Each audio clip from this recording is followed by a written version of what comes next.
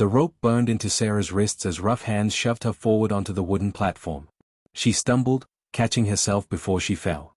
The sun blazed down on the dusty town square of Fort Laramie, and the crowd of men below stared up at her with hungry eyes. She was 22 years old, and this was the third time she'd been sold. Her father had gambled her away first, trading his own daughter to settle a debt in St. Louis. The man who won her had been cruel, his breath always reeking of whiskey, his hands always reaching. When he died of fever 6 months later, his brother sold her to a traveling merchant heading west. That merchant had promised her freedom once they reached California, but promises were cheap as dirt on the frontier. 2 weeks ago, he'd lost everything in a card game, including her. Now she stood on this platform while the auctioneer called out her qualities like she was livestock. Strong back. Good teeth. Can cook and sew. Who'll start the bidding? Sarah kept her eyes down, staring at the worn boards beneath her feet. She'd learned not to look at the men who bid on her. It only made it worse when she saw their faces, when she had to imagine what they'd do once they owned her. The auctioneer's voice droned on, numbers climbing higher. $50. $75. $100. Then a different voice cut through the noise, speaking words she didn't understand. The crowd went silent. Sarah looked up despite herself. A Lakota warrior sat astride a painted horse at the edge of the square. He was tall and broad-shouldered, his long black hair adorned with eagle feathers. 2 other warriors flanked him, but he was clearly the leader. His face was striking, all sharp angles and fierce pride, and his dark eyes fixed on her with an intensity that made her breath catch. The auctioneer sputtered. Now hold on, we don't trade with. $200. The Lakota Chief spoke in perfect English now, his voice deep and commanding. He reached into a leather pouch and pulled out a handful of gold coins, letting them glint in the sunlight. In gold. The crowd erupted. Men shouted protests, calling him names Sarah had heard before but never directed at someone so clearly powerful. The chief didn't flinch. He simply sat there on his horse, waiting, those coins gleaming in his outstretched hand. The auctioneer licked his lips, his eyes on that gold. Sarah knew that look. It was the same look every man got when they wanted something badly enough to ignore everything else. That's a generous offer, but I don't know if. $300. The chief dropped more coins into his palm. The sound of metal hitting metal rang out like a bell. Sarah's heart pounded. She didn't know what would happen if this man bought her. The stories she'd heard about Indian tribes were terrible things, whispered around campfires to frighten children.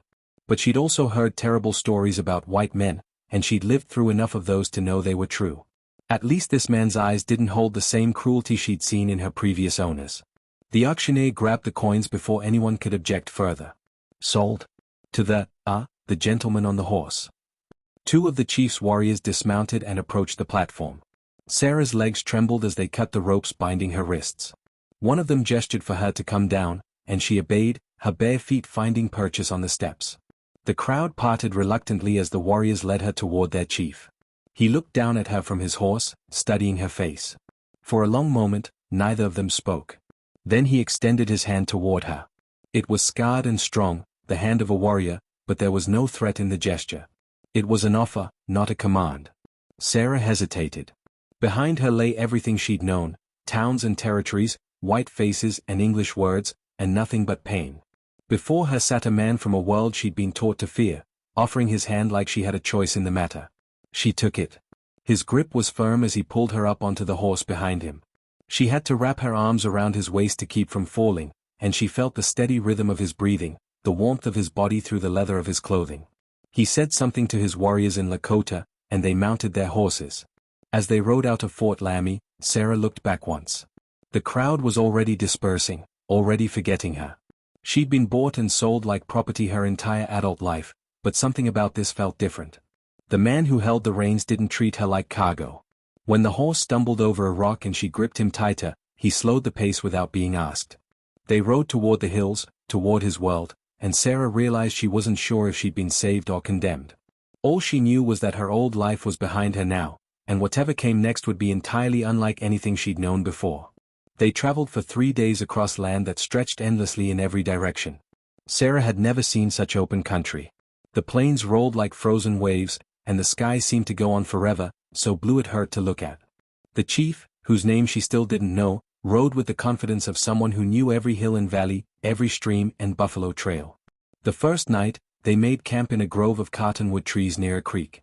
Sarah sat apart from the men, unsure of what they expected from her. She'd learned to read the moods of her owners, to anticipate their demands before they made them. But these men were different. They spoke in their own language, tending to their horses and building a fire without paying her much attention. It unnerved her more than cruelty would have.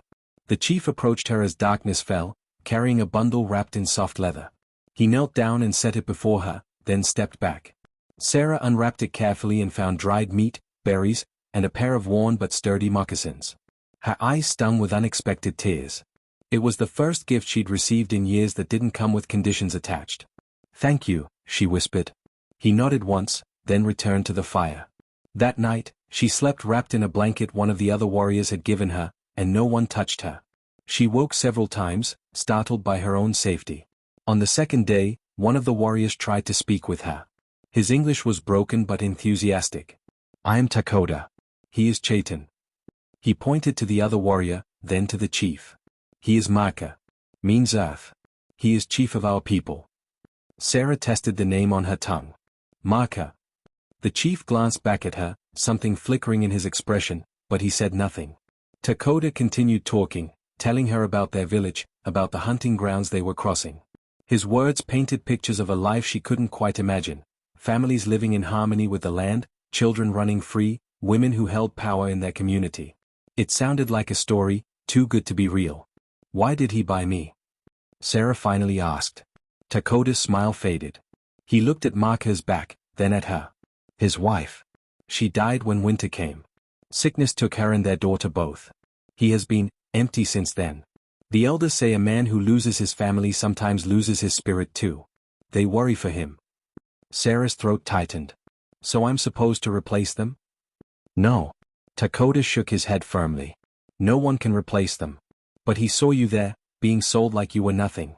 His wife, she was captured by another tribe when she was young. She knew what it meant to be owned. Maybe he thought," he struggled for words. "Maybe he thought he could give you what someone once gave her. A chance." They rode in silence after that.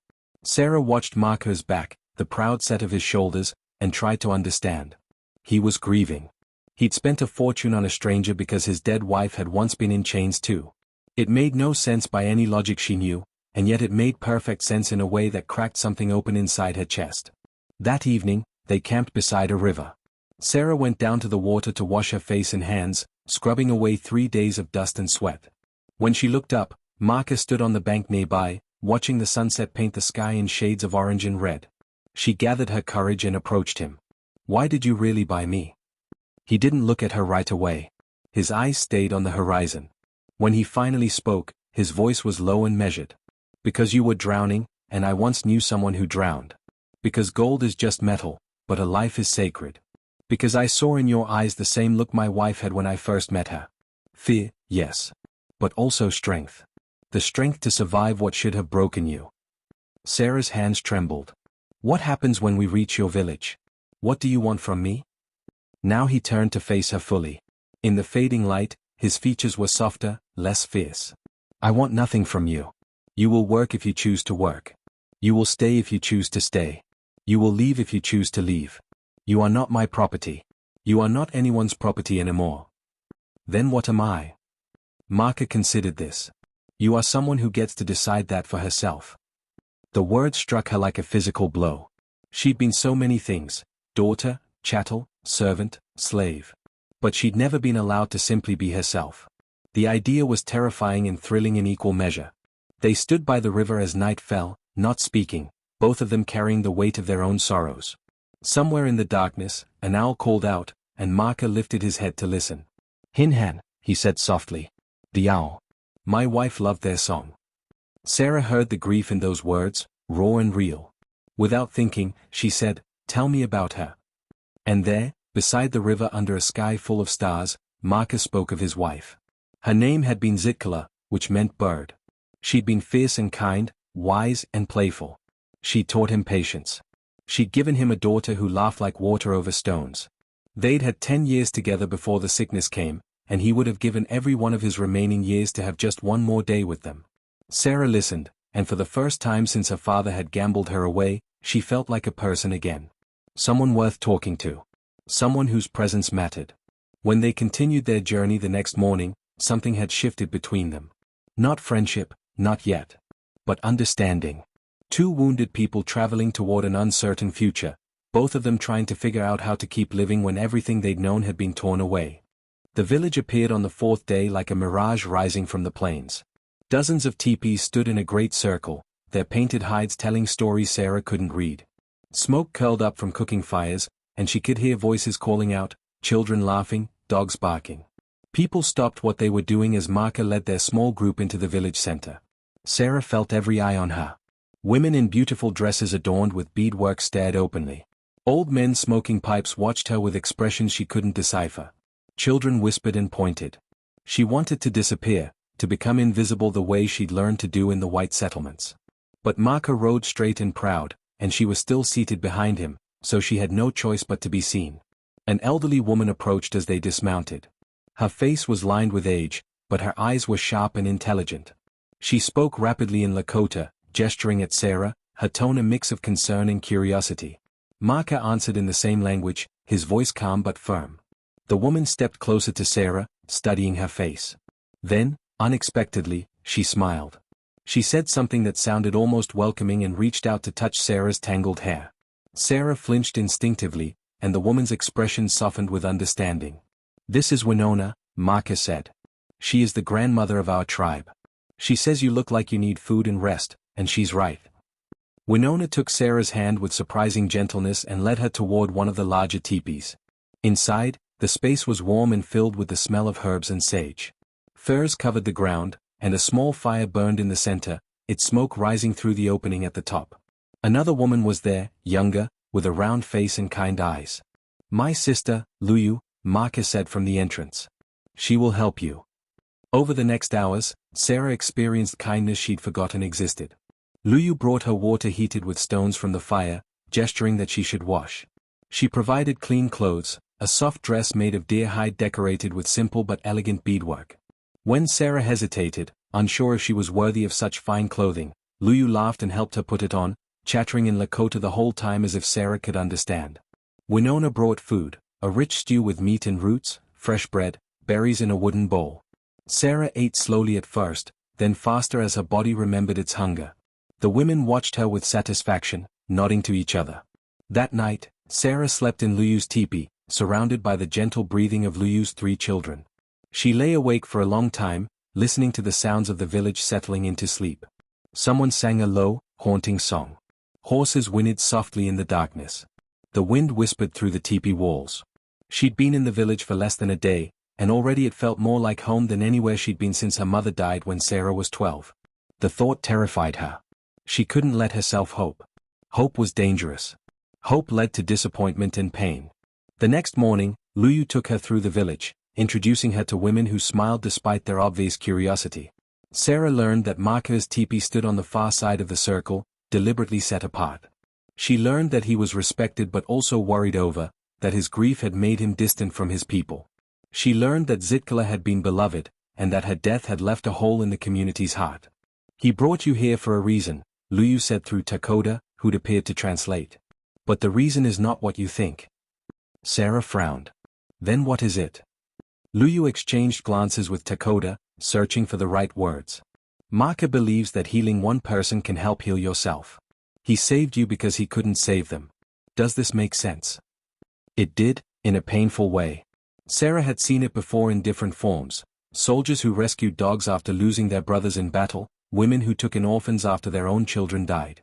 Grief transformed into action, sorrow into salvation. Marka was trying to save himself by saving her. Days passed, then weeks. Sarah learned to do the work of the village, tanning hides, gathering wood, preparing food. The women taught her with patience, showing her techniques passed down through generations.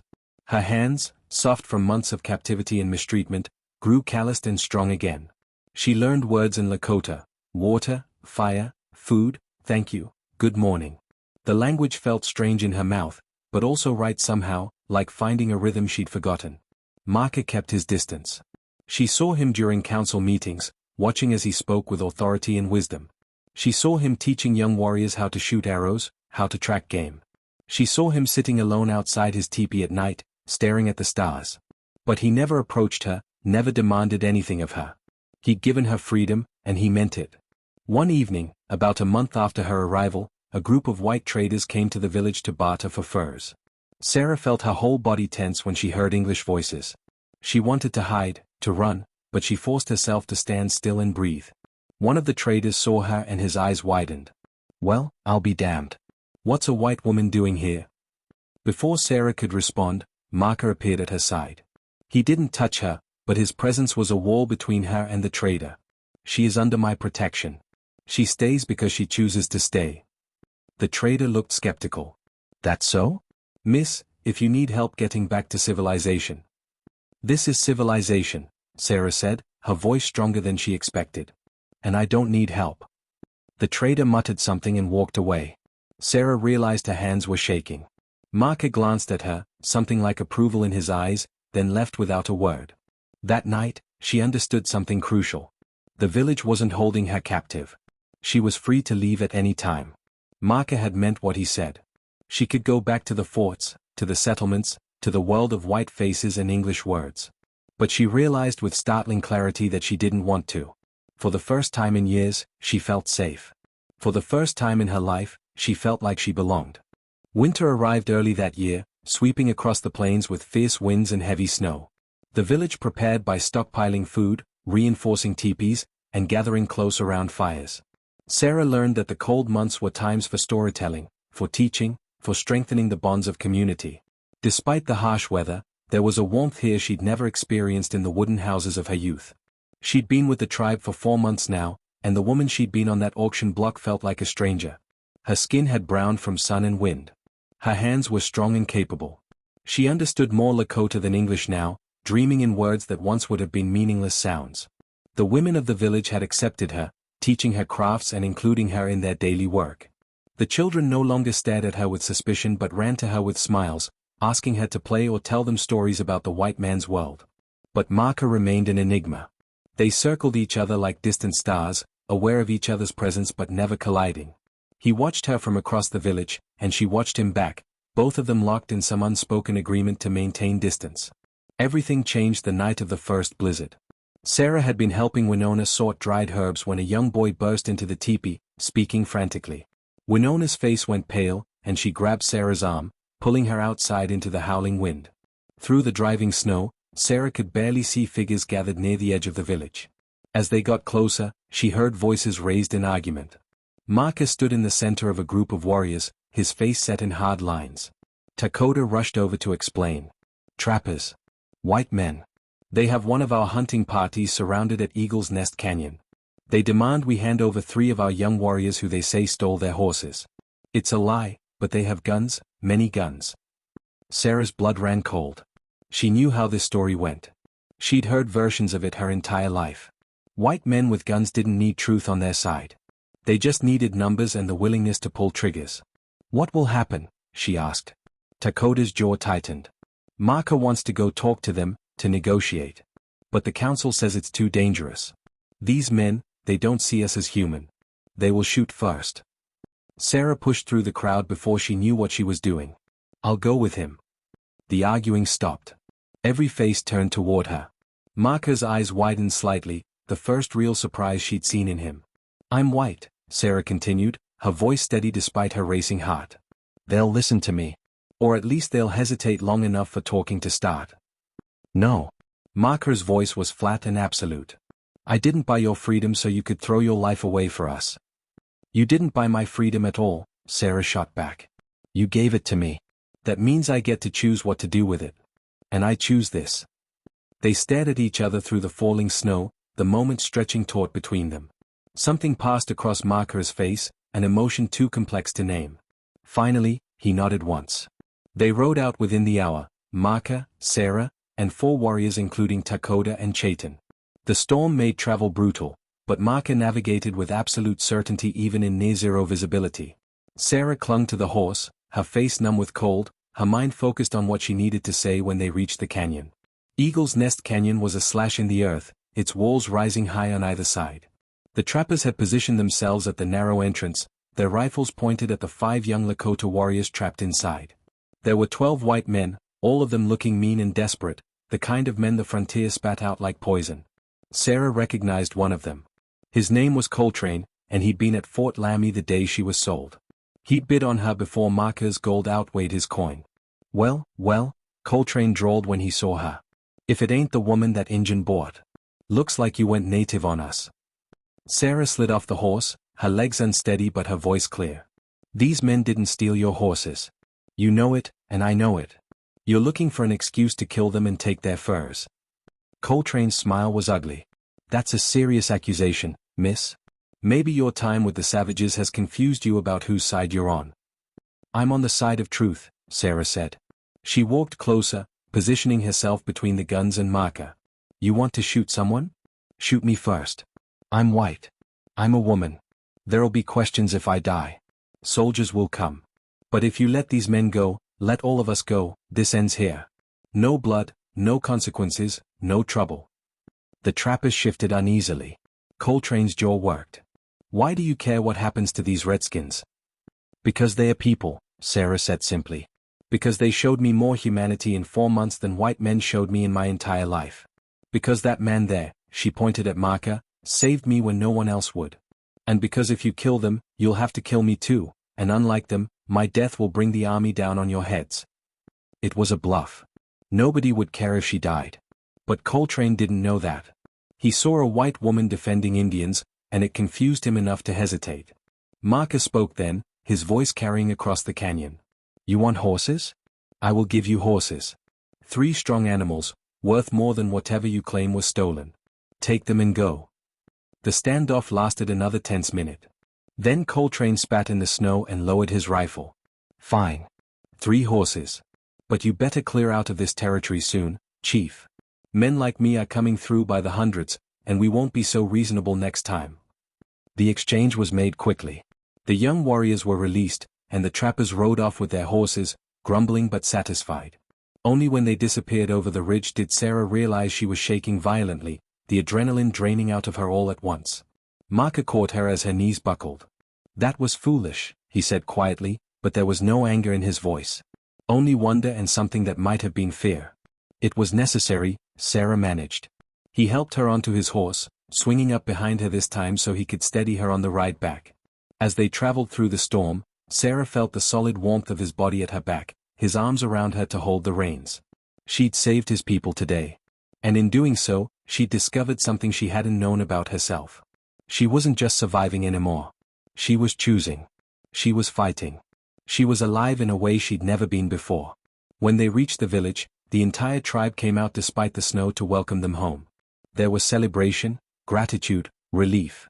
But all Sarah could think about was the way Marker had looked at her in that canyon, like he was seeing her for the first time. Like she was more than he'd ever imagined she could be. That night, for the first time since they'd met, Marker came to speak with her alone. They sat near a fire, the village asleep around them, snow falling soft and silent. You risked your life today, he said. So did you. For my people.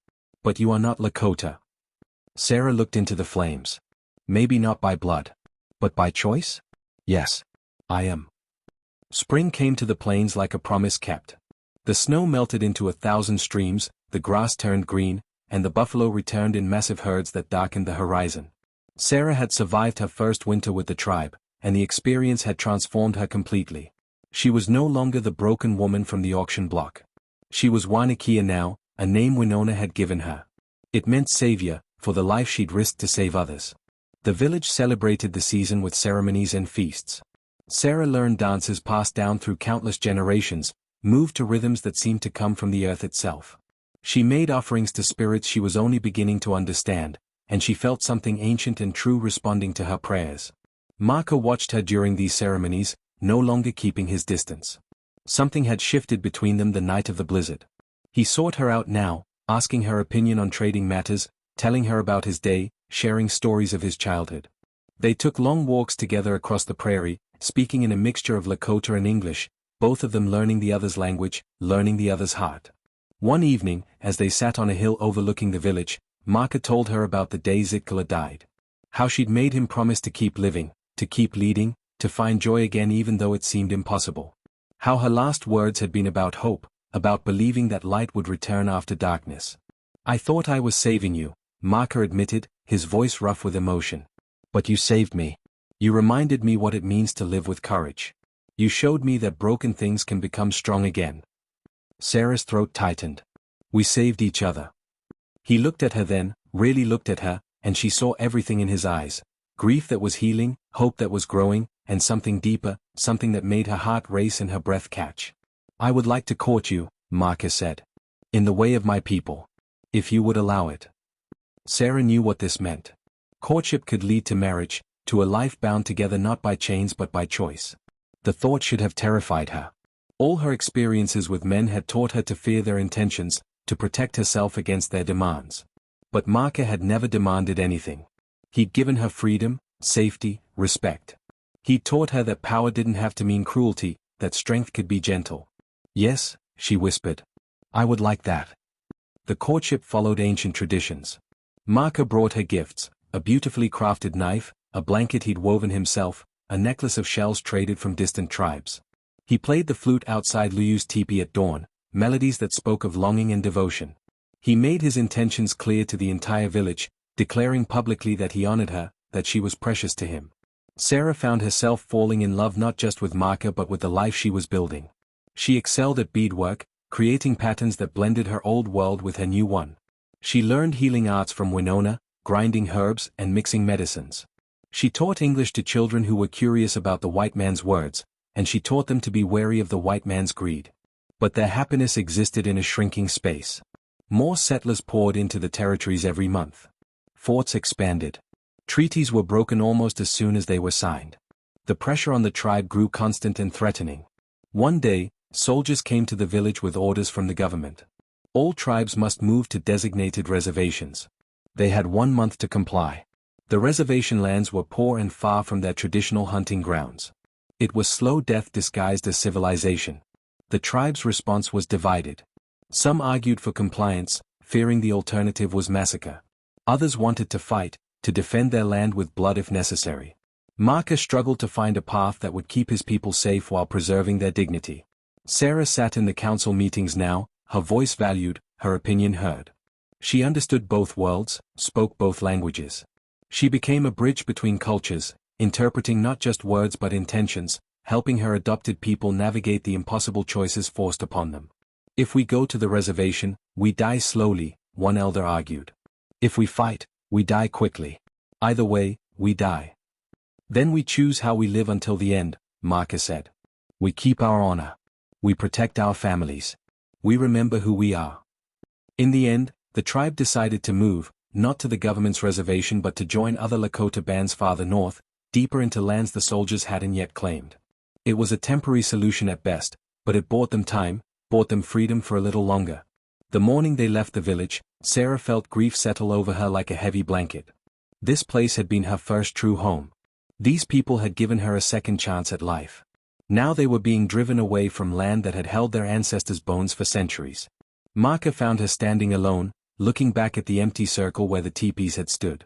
Are you certain you want to come with us? He asked. The path ahead will be hard. You could return to the settlements, make a life among your own people. Sarah turned to face him, taking his hand in hers. You are my people now. This is my life. Where you go, I go. He pulled her close, holding her like she was something infinitely precious and infinitely fragile. Then we walk forward together, he said. Whatever comes. They were married that spring under an endless sky, with the tribe as witness.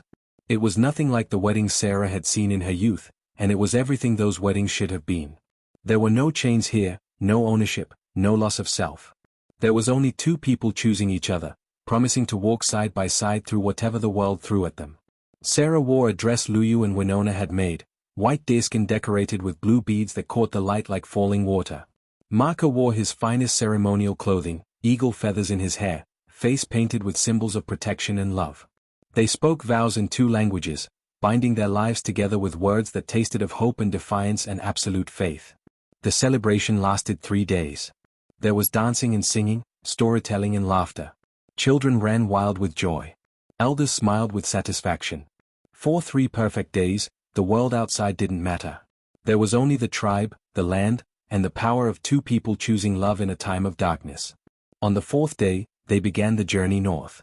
Sarah rode beside Marka, no longer passenger but partner. Behind them stretched their people, resilient and proud despite everything trying to break them. Ahead lay uncertainty, danger, and an uncertain future. But Sarah was no longer afraid. She'd been bought and sold, broken and rebuilt. She'd crossed between two worlds and found herself somewhere in the middle, belonging to both and neither. Her life had been bought with gold, but her soul had been saved by something far more valuable, a man who saw her as human, a people who accepted her as family, and her own fierce determination to never be property again. She thought of the girl she'd been on that auction block, eyes down, hope dead. That girl couldn't have imagined this, riding across open prairie, married to a Lakota chief, part of a community fighting to survive. That girl would have thought this was impossible. But nothing was impossible. Not freedom. Not love.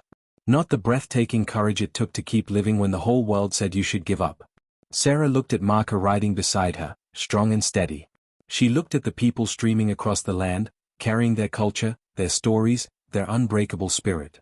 She looked at her own hands, scarred and capable, holding the reins of her own life for the first time ever. She had been bought. She had been saved. But more than that, she had saved herself. And she would keep saving herself, keep choosing herself, every day for the rest of her life. That was the real gift Marka had given her, not freedom from chains, but the understanding that she'd always had the strength to break them. She just needed someone to believe in her first. Now she believed in herself. And that belief was worth more than all the gold in the world. The tribe moved north, toward lands that might offer safety for a season or a year or maybe longer. They moved together, unified by blood and choice, by shared history and shared hope. Sarah moved with them, no longer a white woman lost among Indians, but simply a woman who'd found her place in the world. Her life had been bought. Her soul had been saved. But her spirit? That belonged to her alone, and no one would ever take it away again.